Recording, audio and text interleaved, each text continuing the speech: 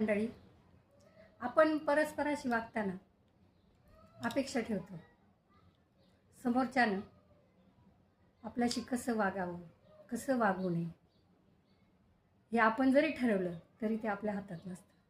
कारण तो समोरच्याचा विचार असतो, त्याचा स्वभाव असतो. पण आपण कसं वागायचं, कसं बोलायचं हे आपलं आपण ठरवू शकतो.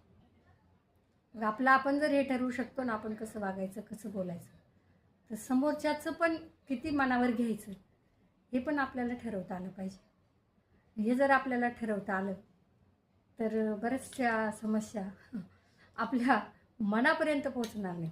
इथं जे येतात ते इथपर्यंत पोहोचणार नाही. म्हणून कुणी कसं वागावं हा ज्याचा त्याचा प्रश्न आहे. आपण कसं वागावं हे नक्कीच आपल्या हातात आहे.